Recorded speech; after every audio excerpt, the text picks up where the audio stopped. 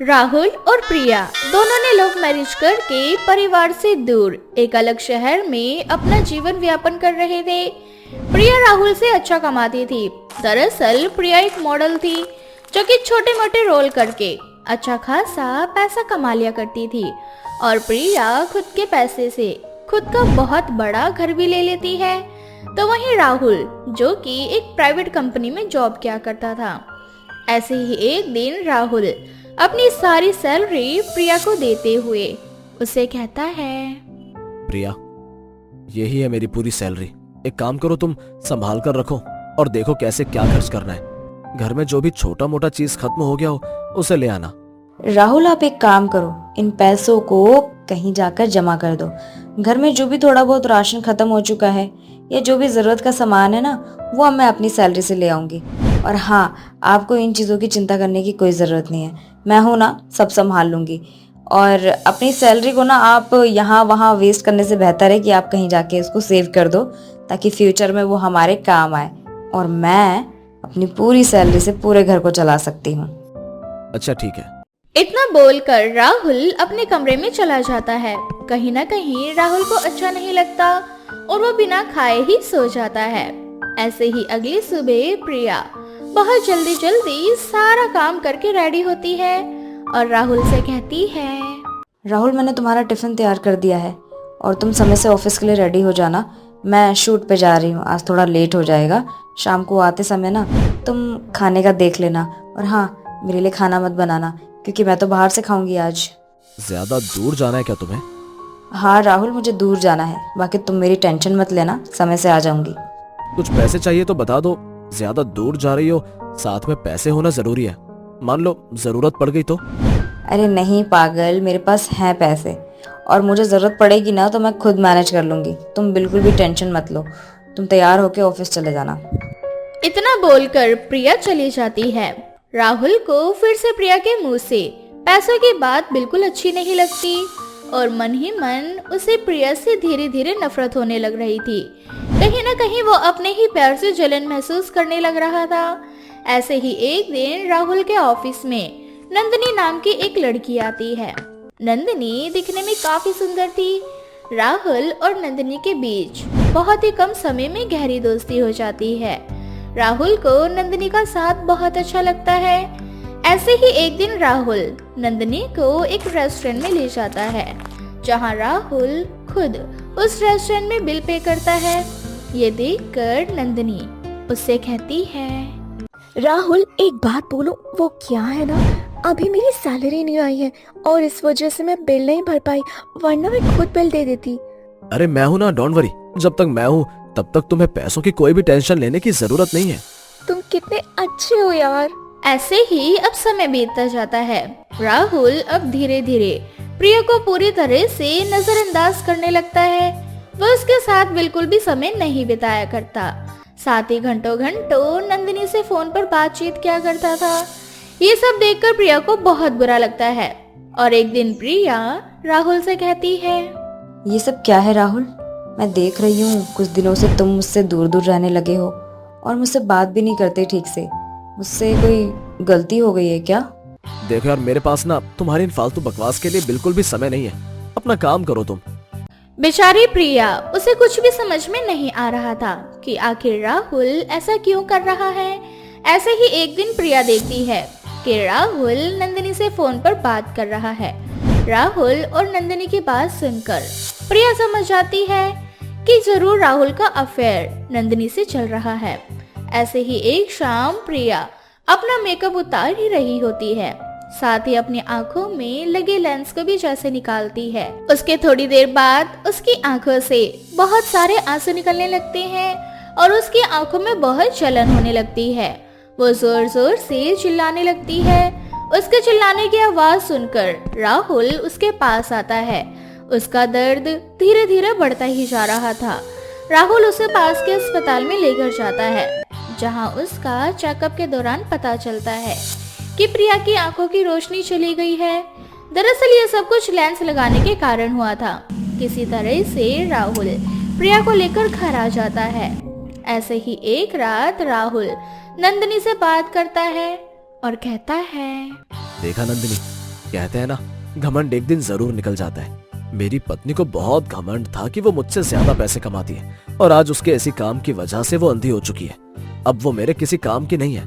मैं चाहता हूँ कि अब हम दोनों शादी कर लेते हैं। शादी करके तुम इस घर में हमारे साथ रहना, और वैसे भी इस अंधी को पता ही नहीं चलेगा कि मैंने दूसरी शादी कर ली है। अरे तो इसे बताकर छोड़ दो ना। मेरा कहने का मतलब है, इसे बता दो कि अब तो अंधी हो चुकी है, मेरे कोई काम की नहीं है, इसीलिए अब मैं दूसरी शादी करना चाहता हूँ। ये खुद ब खुद हमारी जिंदगी से चली जाएगी। अरे वो तो चली जाएगी, लेकिन इसमें बहुत सारे पैसे जो बचा कर रखे हैं, अभी तक उसे भी तो हथियाना है। और दूसरी बात, अभी मैं जिस घर में रह रहा हूँ ना, वो घर इसी के नाम पर है, क्योंकि मुझसे ज्यादा पैसे तो यही कमाती थी और इसने अपने ही पैसों से ही इतना बड़ा घर लिया है और ये पूरी प्रॉपर्टी इसी के नाम पर है। इसलिए जब भी प्रॉपर्टी हमारे नाम हो जाएगी, तब हम इस अंधी को इस घर से धक्के मारकर निकाल देंगे। ये भी सही है, चलो ठीक है। इस तरह से राहुल नंदिनी से शादी करके उसे घर ले आता है। तभी वहाँ पर प्रिया आ जाती है। प्रिया को देखकर राहुल घबरा जाता है, लेकिन फिर उसे याद आता है कि प्रिया तो अंधी है। तभी प्रिया राहुल से कहती है, राहुल, मुझे कुछ दिखाई तो नहीं दे रहा, लेकिन ऐसा महसूस हो रहा है जैसे इस घर में हम दोनों के अलावा कोई है। अरे कोई नहीं प्रिया दर्शन, तुम्हारी तबीयत ठीक नहीं है। तुम ज्यादा मेडिसिन ले रही हो ना इस समय, इस वजह से तुम्हारा दिमाग थोड़ा सा खराब हो गया है। तुम बिल्कुल भी टेंशन मत लो, जाकर अपने कमरे में आराम करो। यहाँ पर सिर्फ मैं और तुम है। तभी प्रिया नंदिनी की ओर बढ़ने लगती है और जानबूझकर नंदिनी को थप्पड़ मारती है। नंदिनी गुस्से में चिल्लाते हुए प्रिया से कहती है, अरे अंधी हो क्या, तुम्हें दिखाई नहीं दे रहा क्या? राहुल, तुम तो कह रहे थे कि यहाँ पे कोई नहीं है, लेकिन हम दोनों के अलावा यहाँ पे कोई है। और राहुल, कितना झूठ बोलोगे तुम? मुझे ना तुम्हारी सारी सच्चाई मालूम है। तुम्हें क्या लगता है राहुल कि मैं अंधी हूँ? अरे ये सब ना मेरा एक प्लान था, और इस प्लान में ना हमारे पास के हॉस्पिटल के जो डॉक्टर हैं वो भी शामिल थे। मुझे पहले ही शक हो गया था कि तुम्हारा किसी और से चक्कर चल रहा है, इसीलिए तुम्हें रंगे हाथों पकड़ने के लिए मुझे ये खेल खेलना पड़ा। और देखो तुम कैसे पकड़े गए। नंदिनी और राहुल दोनों घबरा जाते हैं। तभी राहुल कहता है, हाँ तो तुम्हारे साथ रहने से बेहतर है कि मैं दूसरी शादी कर लूं। अरे परिवार के खिलाफ जाकर मैंने तुमसे शादी की थी, और शादी के बाद तुम मुझे हर बार ये एहसास दिलाती थी कि मैं तुमसे कम कमाता हूँ। तुम्हें अपने पैसों को लेकर घमंड आ चुका था। चीजों को समझने का अपना अपना नजरिया होता है। मैंने हमेशा तुमसे ये कहा है कि तुम अपनी सैलरी बचा कर रखो, फ्यूचर में काम आएगा हमारे। मैंने तुमसे कभी ये नहीं कहा कि तुम मुझसे कम पैसे कमाते हो या फिर मैं सब कुछ अकेले ही मैनेज कर रही हूँ। खैर, इन बातों का कोई मतलब नहीं है राहुल। तुम अपनी लाइफ नंदिनी के साथ एंजॉय करो, और हाँ, इस घर में रहने की कोई जरूरत नहीं है। यहाँ से जाओ, वरना मजबूरन मुझे पुलिस को बुलाना पड़ेगा। प्रिया नंदिनी और राहुल को वहाँ से निकाल देती है, जिसके बाद वो दोनों हमेशा हमेशा के लिए वो घर छोड़कर चले जाते हैं और प्रिया अपनी लाइफ में अकेले ही हंसी खुशी आगे बढ़ती है। विनोद और शोभा की 3 बेटियां थी। उसकी तीनों ही बेटियां काली थी। बस इस बात की चिंता हर समय शोभा को सताती। ऐसे ही एक दिन जब विनोद कूड़ा बेचकर घर आता है, तो शोभा विनोद से कहती है, सुनिए जी, मुझे अपनी तीनों बेटियों की बहुत चिंता सताती है। पर किस चीज की चिंता तुम्हें सताती है? माना कि हम गरीब हैं, कूड़ा बेचकर अपना पेट पालते हैं, पर इसका मतलब ये नहीं कि मैं अपनी बेटियों की परवरिश नहीं कर सकता। वो बात नहीं है जो आप सोच रहे हैं। जानती हूँ कि हम गरीब हैं और कबाड़ी वाले हैं। मुझे तो चिंता इस बात की सताती है कि हमारी तीनों ही बेटियां काली हैं और हम गरीब कबाड़ी वाले। हमारी तीनों बेटियों से कौन शादी करेगा? जो भी शादी करेगा वो तो मोटी रकम मांगेगा। इसीलिए हमें अभी से ही अपनी बेटियों की शादी की चिंता करनी चाहिए और पैसे भी जोड़ने चाहिए। शोभा, ये तुम कैसी बातें कर रही हो? अब के जमाने में कोई रंग रूप नहीं देखता, और वैसे भी मैं अपनी तीनों बेटियों को खूब पढ़ाऊंगा, उन्हें अपने पैरों पर खड़ा करूंगा। तुम देखना, जब हमारी बेटियां पढ़ लिख कर कुछ बन जाएंगी, तब लड़के वाले खुद हमारी बेटी के पास आएंगे उनसे शादी करने के लिए। तब देखना तुम उस दिन मैं अपनी बेटी की विदाई कितने धूमधाम से करूंगा। हाँ माँ, पिताजी बिल्कुल सही कह रहे हैं, इसीलिए तुम हमारी विदाई की फिक्र मत करो। कैसे फिक्र ना करूं? आखिर मैं भी एक माँ हूँ। अच्छा चलो, ये बातें बहुत हो गई। अब जल्दी से अंकिता और अंजलि को बुला लो, खाना खाना है, बाकी की पढ़ाई बाद में कर लेना। इस तरह से परेशान शोभा अपनी परेशानी अपने पति को बताती है, पर विनोद के समझाने के बाद भी शोभा की परेशानी कम नहीं होती। इसी तरह से कुछ महीने बीत जाते हैं और कबाड़ी का काम करने की वजह से विनोद की अचानक से तबीयत खराब हो जाती है। डॉक्टर साहब, क्या हुआ मेरे पति? अचानक से इनको खून की उल्टी कैसी हो गई? सब ठीक तो है ना? माफ करना बहन, पर तुम्हारे पति को कैंसर है। अगर आपने अभी अपने पति का इलाज नहीं करवाया तो उन्हें बचा पाना मुश्किल होगा। विनोद की बीमारी की खबर सुनने के बाद शोभा की चिंता और भी ज्यादा बढ़ जाती है, पर शोभा और उसका परिवार इतना गरीब था कि वो विनोद का इलाज नहीं करवा पाते और कुछ ही महीनों में विनोद की मृत्यु हो जाती है। आप मुझे ऐसे छोड़कर क्यों चले गए? आपने अपनी तीनों बच्चियों की जिम्मेदारी अकेले कैसे संभालूंगी? माँ, हम गरीब हैं, इसीलिए हम पापा को नहीं बचा पाए, पर मैं आपसे वादा करती हूँ अब मैं किसी की अपने घर में बीमारी से मौत नहीं होने दूंगी। मैं बहुत पढ़ाई करूंगी और बड़ी होकर डॉक्टर बनूंगी। अब हम पापा का सपना पूरा करेंगे, बस आप निराश मत होना। अब शोभा अपनी तीनों बेटियों के लिए जीने लगती है और अपने पति की तरह कबाड़ी का काम करती है। देखते ही देखते शोभा की तीनों बेटियां बड़ी हो जाती है और एक दिन शोभा की थोड़ी सी तबीयत खराब हो जाती है। अपनी बीमार माँ को देख शोभा की तीनों बेटियां डर जाती हैं और शोभा को जल्दी से डॉक्टर के पास ले जाती है। डॉक्टर, मेरी माँ ठीक तो हो जाएंगी ना? इन्हें क्या हो गया? अचानक से इतनी खांसी क्यों होने लगी? फिक्र मत करो, सब ठीक है। बस हल्की सी खांसी है और अपनी माँ से कहो कि वो कबाड़ी का काम छोड़ दे। गंदगी की वजह से उन्हें बीमारी भी हो सकती है। ठीक है डॉक्टर, हम समझ गए। अब शोभा की तीनों बेटियां अपनी पढ़ाई के साथ पार्ट टाइम जॉब करने लगती है और शोभा को कबाड़ी का काम करने के लिए मना कर देती है। इसी तरह से कुछ दिन बीत जाते हैं और एक दिन शोभा की तीनों बेटियों के लिए एक बहुत बड़े घर से रिश्ता आता है। देखो मेरी बेटियों, मैं जानती हूँ तुम तीनों पढ़ लिख कर कुछ बनना चाहती हो और अपने पापा का सपना पूरा करना चाहती हो, पर इतना अच्छा रिश्ता नसीब से आता है। इस रिश्ते के लिए मना मत करना। माँ, ये तुम क्या कह रही हो? अगर हमने शादी कर ली तो हमारा करियर कैसे बनेगा? पापा का सपना कैसे पूरा होगा? तुम तीनों मेरी बात क्यों नहीं समझती हो? तुम तीनों काली हो, तुम तीनों से कोई शादी नहीं करेगा। अगर किसी को पता चल गया कि मैं गरीब कबाड़ा बेचने का काम करती हूँ तो सोचो कौन थामेगा तुम्हारा हाथ? माँ, ये तुम कैसी बातें कर रही हो? भूल गई क्या पापा ने तुम्हें क्या समझाया था? मुझे सब याद है, पर मैं इतना अच्छा रिश्ता हाथ से जाने देना नहीं चाहती। और पढ़ाई तो शादी के बाद भी हो जाएगी। वैसे भी अब मैं इतना कमा नहीं पाती कि तुम तीनों को पढ़ा सकूं। माँ, हम तो खुद चाहते हैं कि तुम घर पर आराम करो, इसीलिए तो हम तीनों पार्ट टाइम जॉब कर रहे हैं। और माँ, आप क्यों नहीं समझ रहे हो? अगर हम अपने पैरों पर खड़े हो जाएंगे तो आपको ही आसानी होगी आपकी तीनों बेटी की विदाई करने में। अब शोभा की तीनों बेटियां शोभा को काफी समझाती है। अपनी बेटियों की जिद के आगे शोभा कुछ नहीं कर पाती और रिश्ते के लिए मना कर देती है। अब इसी तरह से कुछ महीने बीत जाते हैं और शोभा की तीनों बेटियां अपने पैरों पर खड़ी हो जाती है। माँ देखो, आखिरकार मैं टीचर बन ही गई। और मैं डॉक्टर। अब हमारे घर में कोई भी पापा की तरह बीमारी से नहीं मरेगा। आज मुझे बहुत खुशी हो रही है। हम तीनों बहनों ने पापा का सपना पूरा किया। सही कहा था मेरी बेटियों ने। आज तुमने आखिर अपने पिताजी का नाम रोशन कर दिया।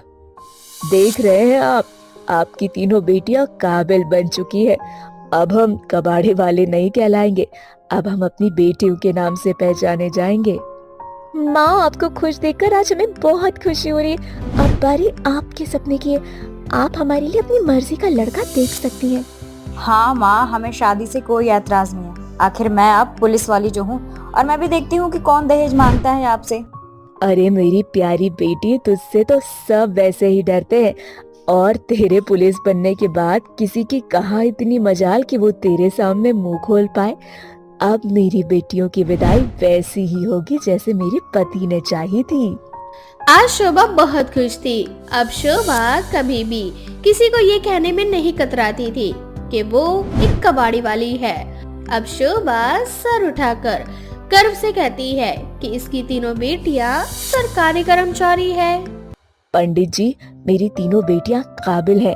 भले ही उनका रंग काला है, पर उन्होंने आसमान की ऊंचाइयों को छू रखा है। इसीलिए आप मेरी बेटियों का अच्छे घर में रिश्ता देखना, और इस बार लड़के वालों को सच बता देना कि मैं एक कबाड़ी वाली हूँ।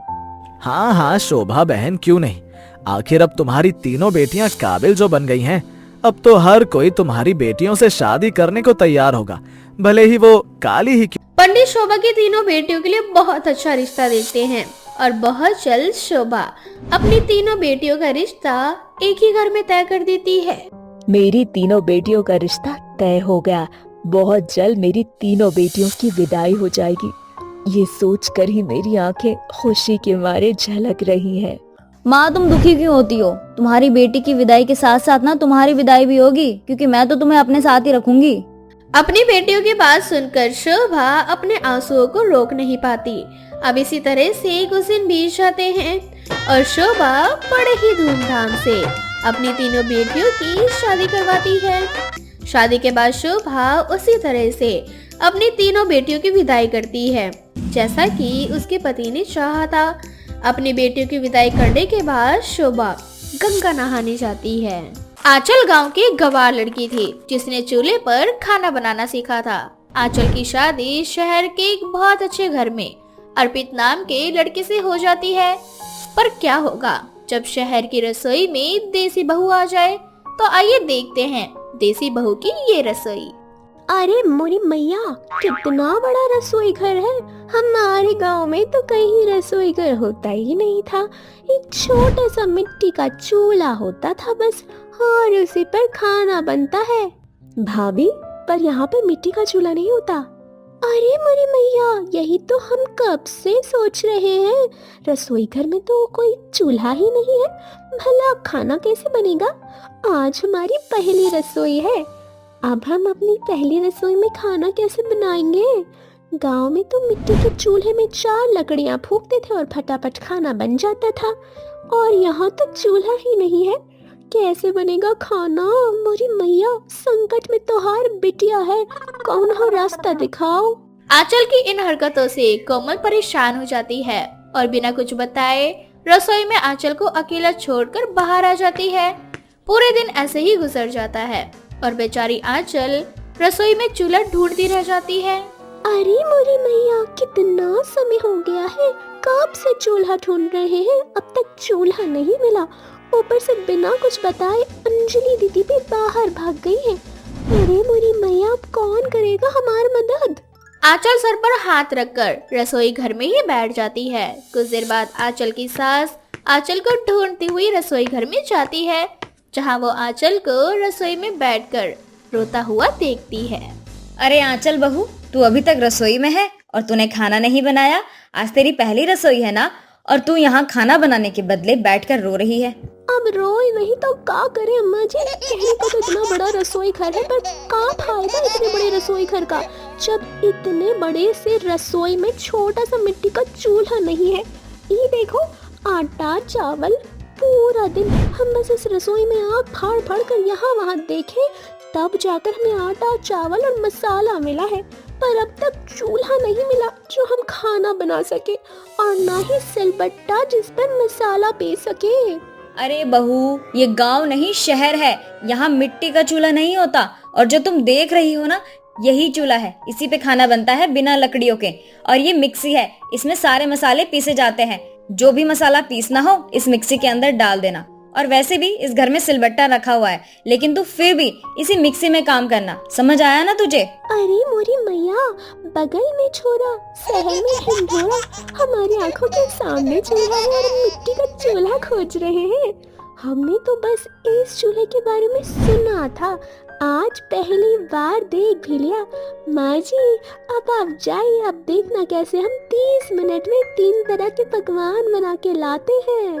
आंचल के कहने पर आंचल की सास वहां से चली जाती है। आधे घंटे बीत जाते हैं, पर अब तक आंचल खाना नहीं बना पाती, और इसलिए आंचल की सास आंचल को अपने कमरे में बुलाती है और उसे कहती है, बहू, तुम अभी नई हो इस घर में, इसीलिए यहाँ के तौर तरीके समझने में तुम्हें थोड़ा समय लगेगा। इसलिए मैंने सोचा है कि आज हम बाहर से ही खाना मंगवा लेते हैं। तुम कल से रसोई में खाना बनाना। अब वो रसोई घर ही तुम्हारी जिम्मेदारी है। तुम चाहो जैसे मर्जी वैसे उस घर में खाना बनाना। अरे मोरी मैया, बाहर से खाना? सासू माँ, हमें तो बाहर का खाना बहुत पसंद है। हम जिंदगी में पहली बार बाहर का खाएंगे।